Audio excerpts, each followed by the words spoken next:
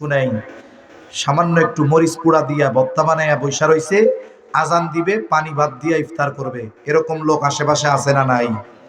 আমি পেট বইরা ইফতার করতেছি, খাইতেছি, আমার পাশে আমার আর এক প্রতিবেশী অভাবে ইফতার করার জন্য পান্তা বাতার মরিচ নিয়ে বৈশা আছে। আমি কেমন রোজাদার, আমি কেমন রোজাদার ও ভাই!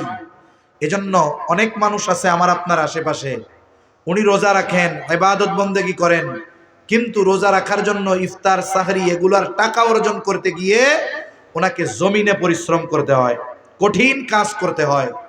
এই কারণে রোজা কষ্ট করে রাখে, তারাবি পড়তে কষ্ট হয়। আল্লাহ আপনাদের যাদের সামর্থ্য দিছে, ওই বাড়ির মানুষগুলাকে আপনি আপনার মেহমান বানায় নেন রোজার মধ্যে। অন্যান্য সময় 15 প্রকার দিয়ে ইফতার করতেন, ভাই 10 প্রকার বাদ দিয়া দেন, 5 প্রকার ইফতার দিয়ে যদি রোজা ভাঙ্গি, ইফতারের সময় 5 প্রকার খাবার দিয়ে যদি ইফতার করা হয়, তাহলে তো রোজা কবুল হবে নাকি? হবে তো? আচ্ছা, হবে।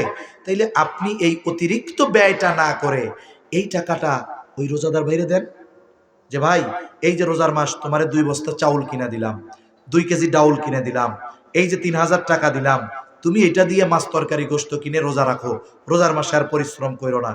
ভাইরে, আমি রোজা রাখলাম, আমারটা কবুল হতেও পারে নাও পারে, ওরে সহযোগিতা করলাম, ওর রোজা কবুল হতে পারে নাও পারে, তবে ওর রোজা কবুল হইলে যেই সওয়াব পাইতো, আমি অটোমেটিক ওই পরিমাণ সওয়াবের মালিক হয়ে যাব। সুবহানাল্লাহ বলেন।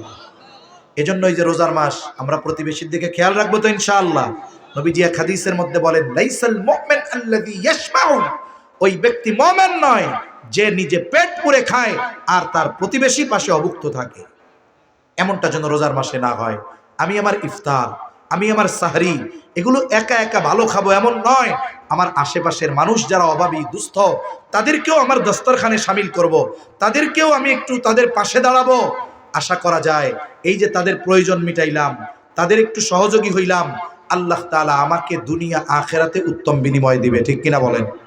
এজন্য রোজার মাসে আল্লাহ রাসূল সাল্লাল্লাহু আলাইহি ওয়াসাল্লাম বলেন, আরে ভাই রোজাদার, তাকে যদি আমি একটু খেজুর দিয়ে, পানি দিয়ে ইফতারের ব্যবস্থা করি, তাতেই হাদিসে আসছে ওই রোজাদারের সমপরিমাণ সওয়াব ইফতার করানেওয়ালা পেয়ে যাবে একটা খেজুর দিয়ে করাইলেও।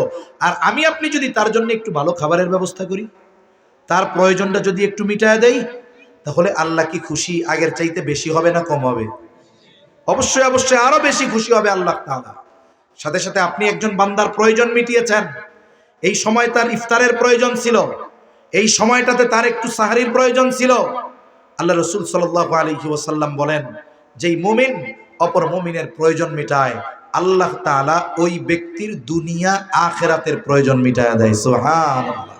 তাহলে এই ধরনের কাজের মাধ্যমে আমরা মানুষের সাথে ভালো আচরণকারী হব, ভালো ব্যবহারকারী হব। অনেক সময় অনেকে পাশে পাশে আছে ইয়েতিম, অসহায়, বিধবা, আমরা এদের ব্যাপারে খবর নিব। আল্লাহ রাসূল সাল্লাল্লাহু আলাইহি ওয়াসাল্লাম বলেন, আস-সাঈ আলাল আরমালা কাল মুজাহিদি ফি সাবিলিল্লাহ।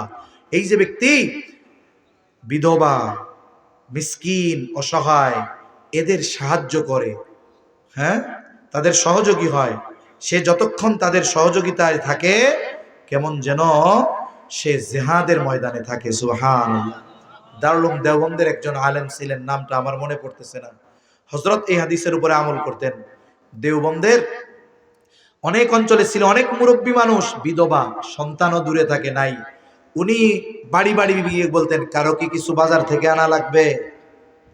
এক মহিলা কইছে আমার মরিচ আনতে হবে, হযরত ওই লেখা টাকা নিয়ে যাইতেন, মরিচ আইনা ওনারে দিতেন।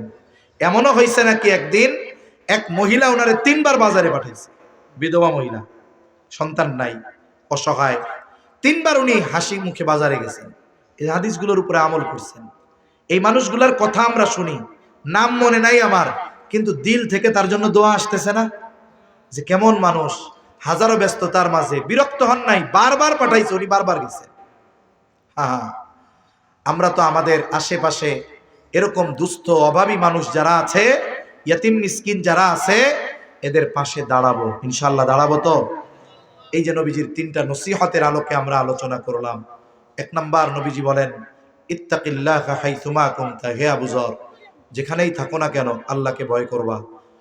আল্লাহ তাআলাও তাকওয়া অর্জনের নির্দেশ দিয়েছেন। কেমনে তাকওয়া অর্জন করব? দুইটা পদ্ধতি আমরা জানছি। সাদিকিনদের সঙ্গী হব, বন্ধু বানাবো নামাজি নেককার, বদকারের সাথে সঙ্গী হব না। ইমাম সাহেবের সাথে আমার খাতির হবে, আলিমদের সাথে আমার খাতির হবে, তালিবুল ইলমদের সাথে খাতির হবে। যে বিড়ি সিগারেট গাঁজা খায় ওর ব্রেন যত ভালো হোক, ওর সাথে আমার কোনো সম্পর্ক, এরকম বন্ধু বানাবো। কলেজ, স্কুল, ইউনিভার্সিটি প্রত্যেক জায়গায় নেককারকে বন্ধু হিসাবে গ্রহণ করব। 2 নাম্বার, আমরা মানুষ, আমাদের দ্বারা পাপের কাজ, মন্দ কাজ হতেই পারে, এটা স্বাভাবিক। কিন্তু নবীজি সাল্লাল্লাহু আলাইহি ওয়াসাল্লাম বলেন, ওয়াতবি'is সাইয়্যাতাল হাসানাতা তামহুহা, তোমার দ্বারা যদি কখনো মন্দ কাজ হয়ে যায়, নেকের কাজ করবা। মন্দ কাজ বা পাপের কাজের মাধ্যমে মানুষ নিজের উপরে নিজে জুলুম করে, নিজের উপরে নিজে কি করে? জুলুম করে। আর এই জুলুমের অবসান ঘটে কিসের মাধ্যমে? ভালো কাজের মাধ্যমে। ভালো কাজটা কেমন হবে? বলে যদি কবিরা গুনাহ হয় তাহলে সেটা তাওবা হবে, কিন্তু যদি বান্দার হক মাইরা খায় আর যদি আস্তাগফিরুল্লাহ আস্তাগফিরুল্লাহ কয়, তাহলে কি ওই পাপের ক্ষেত্রে এই আস্তাগফিরুল্লাহ ভালো কাজ হইব? আস্তাগফিরুল্লাহ দিয়ে অন্য পাপ মাপ হইতে পারে, কিন্তু বান্দার হকটা তো মাপ হবে না। এজন্য মনে রাখবো, তাওবা কবুলের 3টি বা 4টি শর্ত। 3টি বা কয়টি? 1 নাম্বার, অন্যায়টা যদি বান্দার হকের সাথে সম্পৃক্ত না হয়, আল্লাহর হকের সাথে সম্পৃক্ত, তাহলে কি? 1 নাম্বার, যেই পাপের ব্যাপারে তাওবা করব, যেই পাপ থেকে আমি ফিরব, সেই পাপ ছাড়তে হবে। পাপ কি করতে হবে? ছাড়তে হবে। 2 নাম্বার, এই যে অতীতে কইরা আসছি এই পাপ, এই কারণে লজ্জিত হতে হবে। 3 নাম্বার, ভবিষ্যতে ওইটা না করার ব্যাপারে 100% এরাদা, ওয়াদা করতে হবে। এটা হলো বান্দার হক, আল্লাহর হকের ব্যাপারে। তাহলে কি? 1 নাম্বার পাপ ছাড়বো, 2 নাম্বার লজ্জিত হব। লজ্জিত হওয়া মানে হলো ক্ষমা চাওয়া। এখানে ইস্তেগফার, আল্লাহ আমারে মাফ করে দেন। পাপটা ছাড়লাম, লজ্জিত হয়ে ক্ষমা চাইলাম যে আল্লাহ মাফ করে দেন। 3 নাম্বার, ভবিষ্যতে আল্লাহ আর এই গুনাহ করব না। যদি এইভাবে তাওবা করি, আল্লাহর হক যদি নষ্ট হয় তাহলে আল্লাহ কি করবেন? মাফ করে দিবেন। আর যদি পাপটা বান্দার হক সম্পৃক্ত হয়, আগে তার কাছে মাফ চাইতে হবে, আগে তার কাছে মাফ চাইতে হবে, কারণ সে যদি মাফ না করে আল্লাহ তাআলা মাফ করবে না। এজন্য নবীজি বলেন, ওয়াতবি'is সাইয়্যাতাল হাসানাতা তামহুহা, তোমার দ্বারা যদি কখনো মন্দ কাজ হয়ে যায়, নেকের কাজ করো, ভালো কাজ করো, ভালো কাজ মন্দ কাজ মিটায় দেয়। আল্লাহও বলেন, ইন্নাল হাসানাতি ইউযহিবানাস সাইয়্যাত, নেকের কাজ মন্দ কাজকে মিটায় দেয়। এরপরে 3 নাম্বার, নবীজি সাল্লাল্লাহু আলাইহি ওয়াসাল্লাম বলেন, ওয়া খালিকিন নাসা বিখুলুকিন হাসানিন, মানুষের সাথে সদাচরণ করো। ওই যে শুরুতে বলছিলাম, এই 3টি গুণ অর্জন যে করতে পারে, 1 নম্বরে হক আদায় হয় কার? আরো জোরে বলেন, কার? 2 নাম্বার, হক আদায় হয় নিজের। বলেন, 2 নাম্বার, হক আদায় হয় কার? নিজের। 3 নাম্বার, যদি প্রকৃত সদাচরণকারী হওয়া যায় তাহলে মানুষের হক আদায় করা হয়। আর কিয়ামতের দিন মানুষ আল্লাহর হকের চাইতে বান্দার হকের বিষয়ে ধরা পড়ে যাবে বেশি। আমরা এই 3টা গুণ অর্জন করব তো ইনশাআল্লাহ? জোরে বলেন, আসছে? জোরে বলেন, করব তো ইনশাআল্লাহ? কারা কারা করবে একটু হাত উঁচা করি। নারায়ে তাকবীর, নারায়ে তাকবীর। মাশাআল্লাহ, হাত নামাই। আল্লাহ তাআলা আমাদের সকল